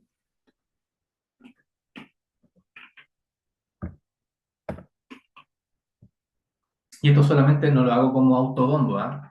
Solamente lo pongo porque fue un trabajo que publiqué el año pasado, pero justamente tiene que ver con este punto cultural. Porque efectivamente, si yo les decía, mm, la señora que tiene su gallinita o el caballero que tiene 20 gallinas, dos chanchitos, un par de patos, la clásica imagen de gente de campo, no sería tan raro. Pero si yo les digo que en La Reina, en Vitacura, en Providencia, en Colina, la gente está teniendo a aves productivas o animales productivos como mascotas, de los cuales no está teniendo productos animales. O sea, por ejemplo, tiene gallinas, pero no consume los huevos, los regala. Porque quiere tener las gallinas como mascotas. Tienen nombre, duermen con ellas, les dan besos. Obviamente, desde el punto de vista de la interacción hospedero-patógeno, hay patrones de contacto que antes no existían. O sea, no sé si ustedes pueden que tengan una historia así, pero que ustedes escucharan que gente durmiera con sus gallinas o tuviera gallinas de mascota, no digo que sea algo que no ocurriera nunca, pero era bastante escaso. Pero ahora esto es bastante común. O sea, la gente, por querer tener una cercanía con la naturaleza y no lo puede hacer porque vive en departamento o vive en casa muy chiquitita, igual puede tener gallinas. Gallinero, un gallino de la pasión, tórtola, etcétera. Distintas especies que son animales y que tienen formas de interactuar con ellas distintas, y esa interacción son formas que antes no existían. O si existían solamente estaban en el campo, pero ahora pasamos del campo a la ciudad, entonces la interacción, la dinámica es distinta y es importante saber, bueno, la gente por qué está actuando de la forma que actúa. ¿Se fijan? Y si nosotros sabemos eso, podemos intervenir ahí, porque ese punto es vulnerable. ¿Se fijan? Entonces, ahí, después si quieren, en la grabación lo leen y todo, que está bien entretenido, pero el ejemplo es ese, que hay cambios culturales y no en el mundo, en Chile, y no en el campo, en Santiago. ¿Sí? Ya no es como la ruralidad, no. Estamos hablando de periurbano y urbano. ¿Sí? Para que vean que lo importante del componente como cultural y social que tenemos que empezar a manejar.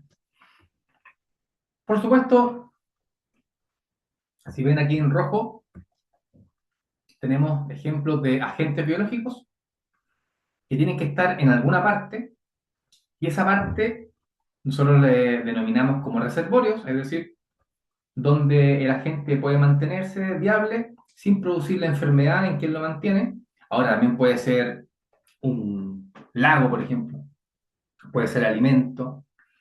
El punto está en que, de alguna manera, esta gente que estaba en este reservorio, del reservorio tiene que ser capaz de salir, para que tengamos chance nosotros de poder infectarnos, ¿cierto? Si está en el reservorio y nosotros no tenemos interacción con el reservorio, no tenemos chance de tener la enfermedad. O sea, tiene que haber una secuencia lógica, por eso se llama como cadena de infección. Entonces, ¿cómo puede salir esta gente que está en el reservorio? Por las secreciones, por la saliva, por la piel, por las heces, por la orina, ¿cierto? Y la forma en que sale del reservorio es la manera en que determina cómo se transmite.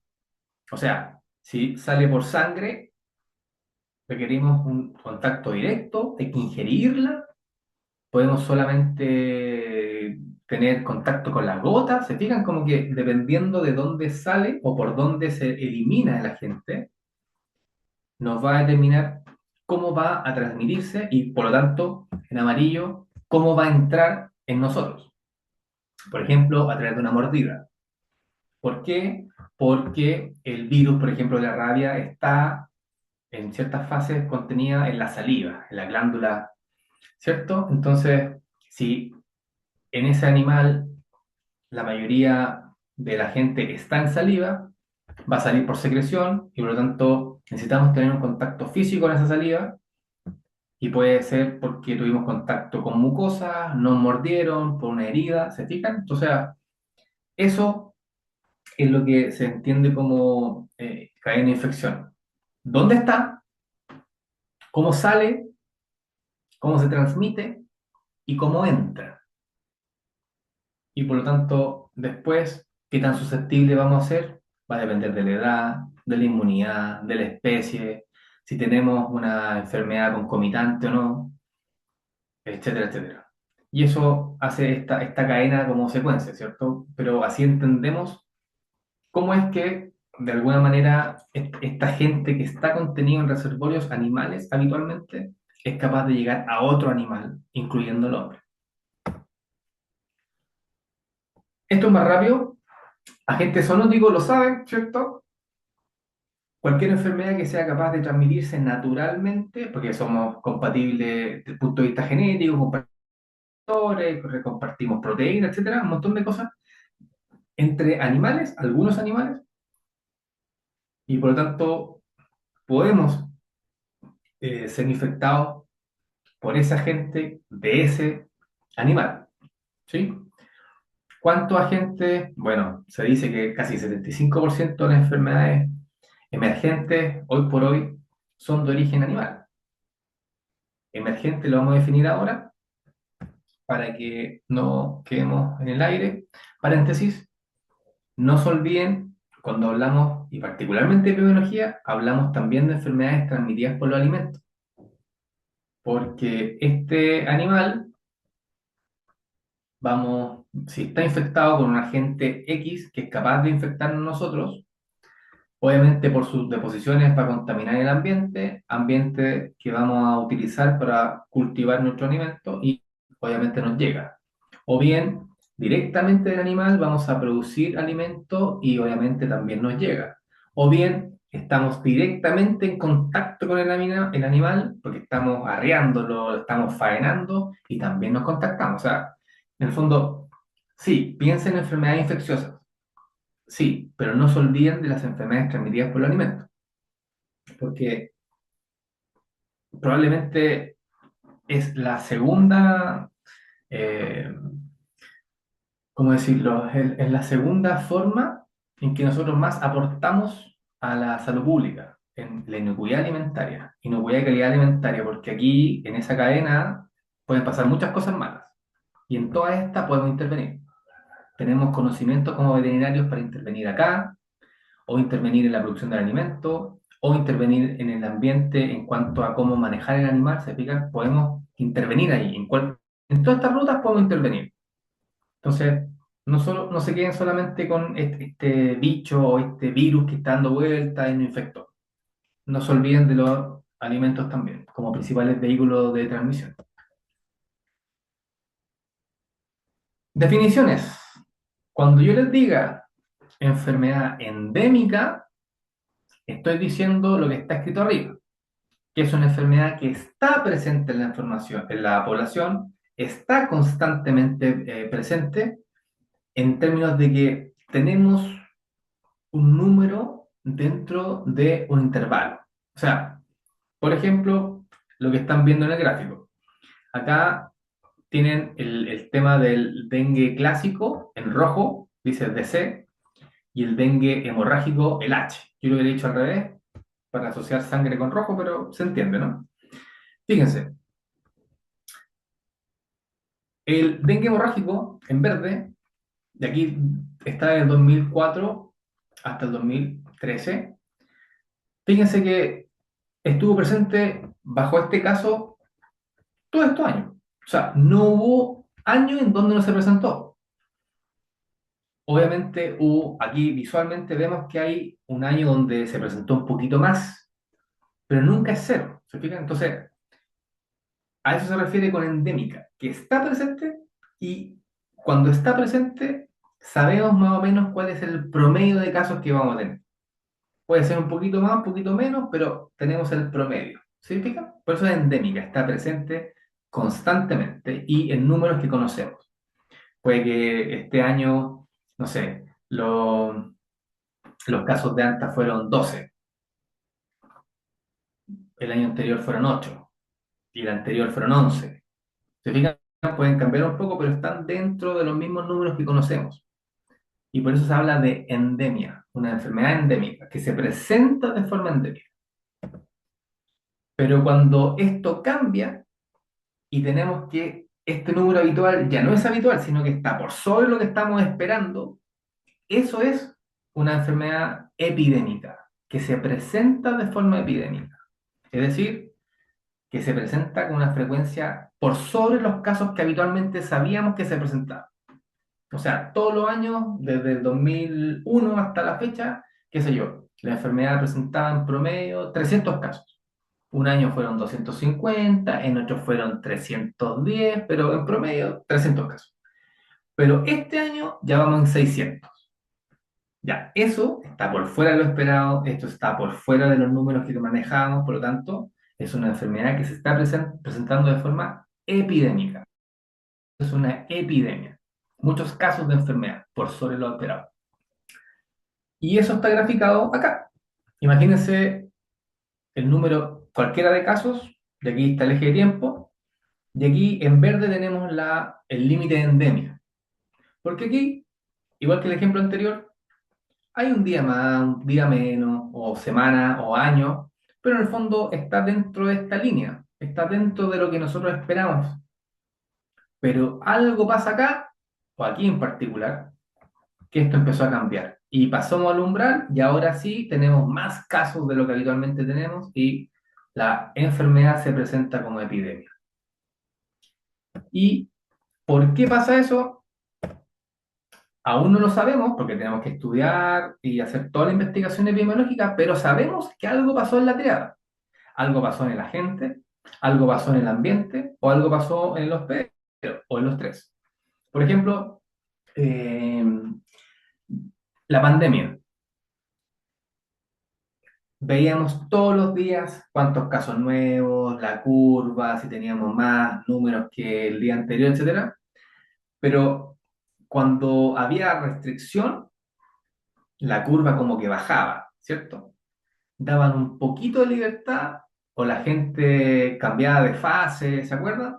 Y al día siguiente o a los 2 días ya empezamos a ver reportes que estaban más arriba. ¿Por qué? Porque la gente pasó de no interactuar a interactuar.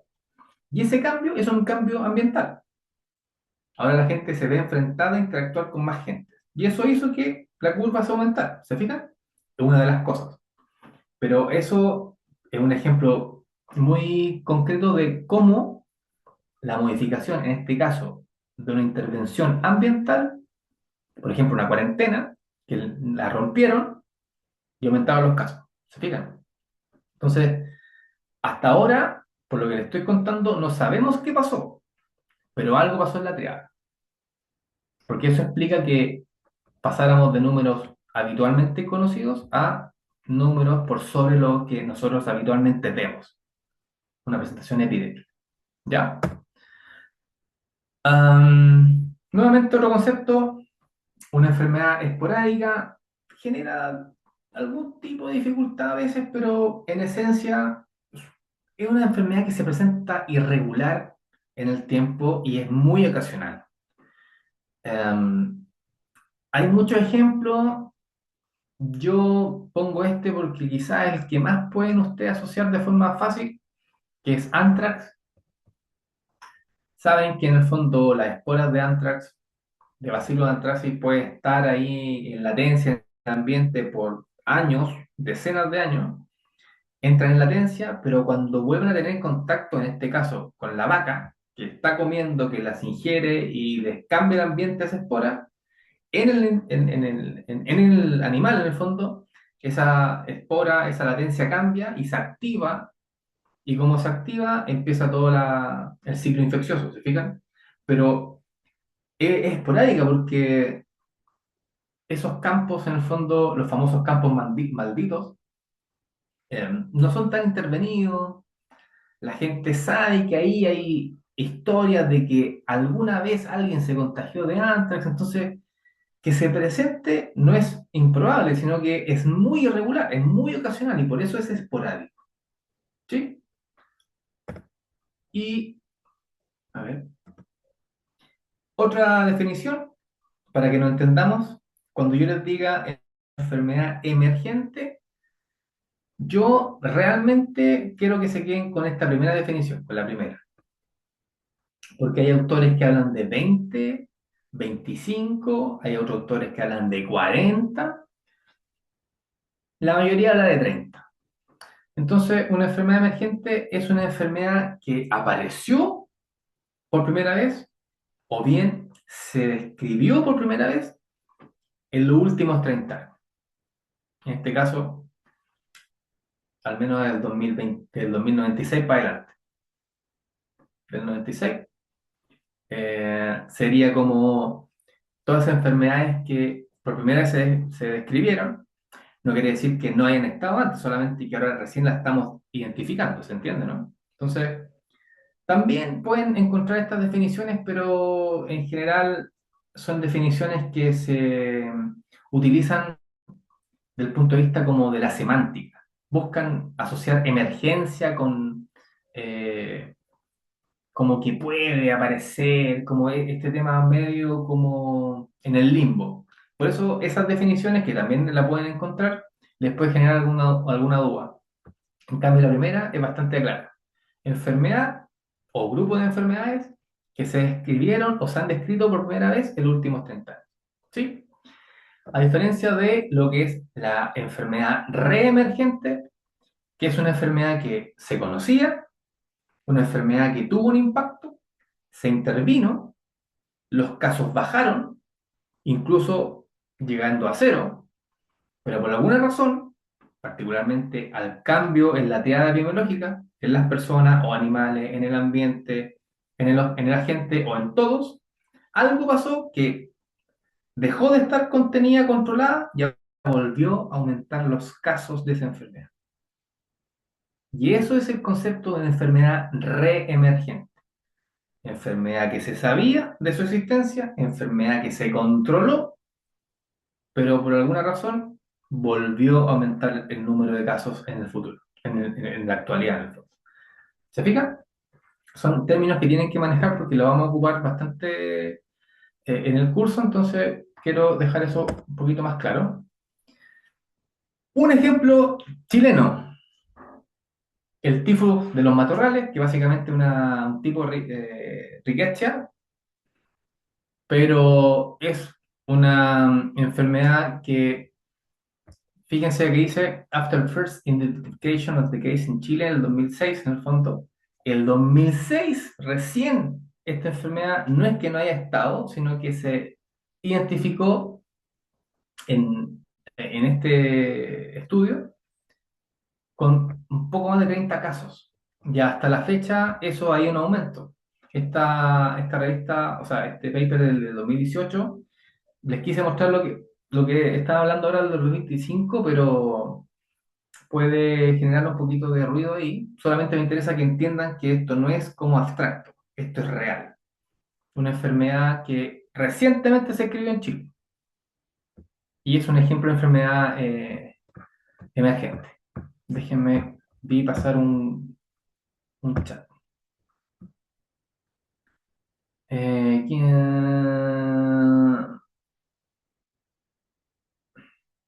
Yo diría, bajo el concepto que estoy hablando, es más bien reemergente, porque la anemia es algo que se conoce hace mucho rato, ha tenido periodos donde se ha contenido más que otros, pero por alguna razón volvió a aumentar. Entonces, con esa presentación, yo diría que es más reemergente, porque la anemia no es algo que nosotros estemos lidiando recién. Es algo que viene ya hace rato y hemos tenido momentos donde se mejora la contención y hay otros donde simplemente se nos escapa de la mano. El año pasado o el 2024 fue que estuvo la escoba en Melipilla, que estaba ahí con un tema parecido.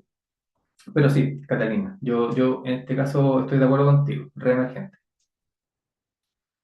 Así que sí, muy buena acotación, Catalina. Para cerrar, aquí les mostré el tema de una enfermedad emergente que quizás no han escuchado, a menos que les guste mucho meterse ahí en, en la salud en general. Ahora, aquí lo tengo como en rojo porque en el fondo es algo que se da más en verano porque está asociado a un ácaro que tiene más chances de interactuar con nosotros cuando estamos todos en verano excursionando en el bosque, en los matorrales. Es una enfermedad ocupacional que se da más en Yanquihue y en Chiloé y se presenta así. Habitualmente hay fiebre, hay heridas necróticas, exantemas. ¿Se fijan? Entonces, como que no me interesa que se lo aprendan de memoria, ni mucho menos, solamente que sepan que un ejemplo de enfermedad emergente en Chile, real, es el tifo de los matorrales. Hay otros más, pero creo que este visualmente es más claro. Y esta imagen, en esencia, busca resumir los principales factores que explican la emergencia o reemergencia de agentes patógenos. La sobrepoblación, la del 2050 se espera que seamos alrededor de 10.000 millones de personas. Hoy por hoy ya superamos los 8.000 y algo. Entonces, la cantidad de personas en este planeta, de verdad, en cuanto a espacio, está haciendo estragos.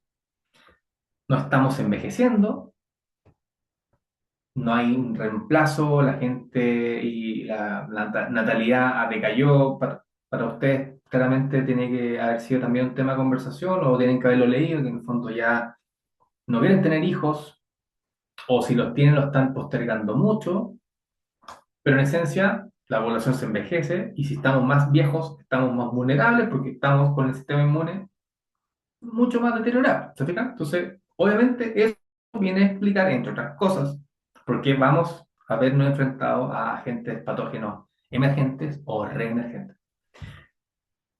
Globalización, por supuesto, intercambio comercial. O sea, los productos de origen animal y su intercambio, por supuesto, que también generan nuevas brechas de salud, cambio climático, por supuesto, ya les dije, ¿no?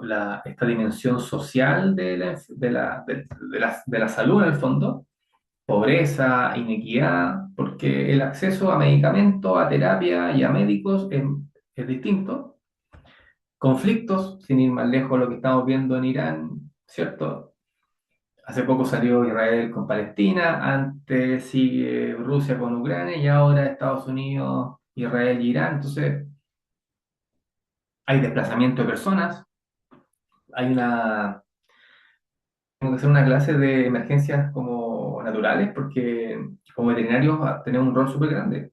Cuando hay terremotos, hay incendios, lo primero que se interrumpe es el servicio sanitario, el agua servidas, agua potable, un montón de cosas, salen ratones, aparecen ácaros, aparecen hongos, aparecen un montón de cosas que solamente se dan porque las condiciones y factores en condiciones de desastre propician que haya más chance que aparezcan otras enfermedades o infecciones por sobre otras, ¿se fijan?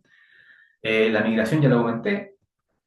Ya les dije también que en otras áreas, principalmente de Oriente, el consumo de animales exóticos es algo propio de la dieta.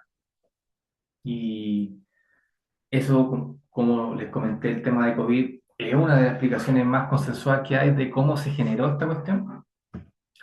Por supuesto, la producción animal, en particular con lo que es la resistencia antimicrobiana, es decir, el exceso de uso y mal uso de agentes antimicrobianos, ha generado que hoy hay enfermedades que antiguamente se trataban fácil y ahora, básicamente, dependiendo de lo que te toque, puede ser una sentencia de muerte, porque el fármaco ya no hace el efecto que antes sí lo hacía.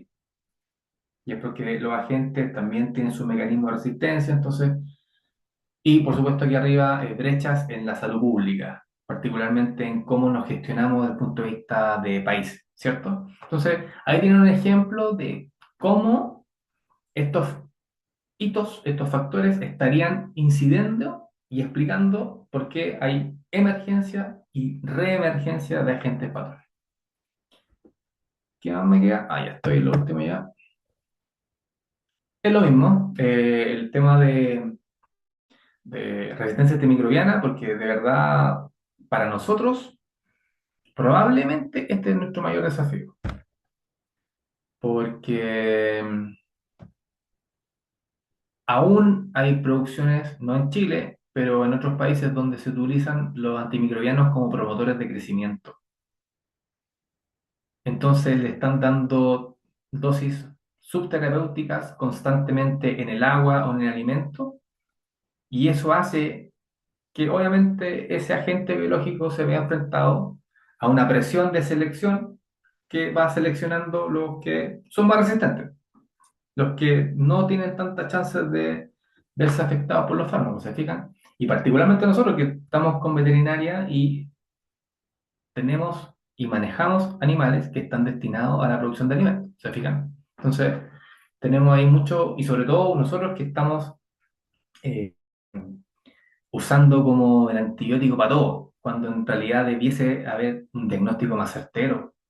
Muchas veces el antibiótico no es la primera opción, de hecho, casi nunca lo es, salvo casos contados. Siempre hay otras cosas, pero casi como por innatamente, veterinarios y humanos también, ya lo que sea, amoxicilina. La gente ve un poquito mejora, por ejemplo, le tiene que haber pasado a usted. Y en sus animales se enferman, salen de la enfermedad, tienen tratamiento antibiótico, llevan 4 días, el perrito o el gato se mejoró, se cortó el antibiótico. Nunca más lo dieron por 14 días ni 21 días. Eso nuevamente genera resistencia. ¿Se fija? Entonces, también es cultural. También es una intervención que tenemos que ahí comenzar. Dejemos hasta ahí. ¿Dudas? Es como para que la primera clase tengan. No, profe. Muchas No, Están gracias. profe, cansados. ¿Saben? Esa voz fue de cansancio, pero absoluto. Rígido. Yo Sí, sí, quería sí. preguntar algo, pero no de la clase. Dígame. Que estaba revisando Blackboard y vi que hay como lecturas obligatorias, dice por semana. Hay algunos foros. ¿Eso lo subió usted? ¿Lo vamos a tener que ir haciendo o Sí, no? sí, lo vamos, sí. Gracias por la pregunta. Lo vamos a hacer, pero aun cuando es obligatorio, el tiempo en que los voy a dar y en qué cosa quiero que se enfoque, se los voy a decir. O sea, en el fondo, sí, pero yo les voy a decir cómo y cuándo. Así que, por lo menos esta semana, es la instrucción de la clase, es como, vamos, esto es epidemiología, esto es lo que queremos saber, estos son los conceptos claves. De ahí en más, yo les voy a ir comentando qué lectura vamos a tener, o yo les propongo una lectura, ¿sí? Y lo vamos a hacer bien a mano, porque yo sé que esta hora ya fuerza y ganas quedan re pocas. Entonces, intento que la primera clase no sea tan pesada tampoco. ¿Dudas? Yo voy a subir al tiro el PPT, voy a subir el PPT completo para que sepan que continúa la clase que viene. ¿sí? Después vamos a ocupar el mismo PPT para la clase que viene y cualquier otra cosa se los voy a comunicar directamente en el chat de grupo, perdón, en el foro o le mando el mail o les pongo aviso. ¿Ya? Yo les voy a dar con antelación todas las cosas para que tengan toda la claridad y la calma que al menos conmigo van a tener un poquito más de orden. ¿Ya? Bueno, si no hay más dudas o está medianamente claro este tema, de verdad le agradezco su sintonía porque somos varios a la hora que es. Espero que nos vaya súper bien este semestre. Cuenten conmigo, háblenme, yo contesto los correos, soy comprensivo, pero también soy exigente. Entonces, mientras me escuchen lo que les diga y enfaticen en el estudio donde les diga que tienen que estudiar, nos va a ir súper bien y todos aprobamos el curso. Así que nada, chicos, descansen. Nos vemos el próximo lunes. Cualquier cosa se le escribo al mail /anuncio. ¿Ok? Así que un abrazo. Gracias, Cuídense. profe. Buenas Chao. Gracias, noches. profe. Buenas Cuídense. noches. Buenas noches.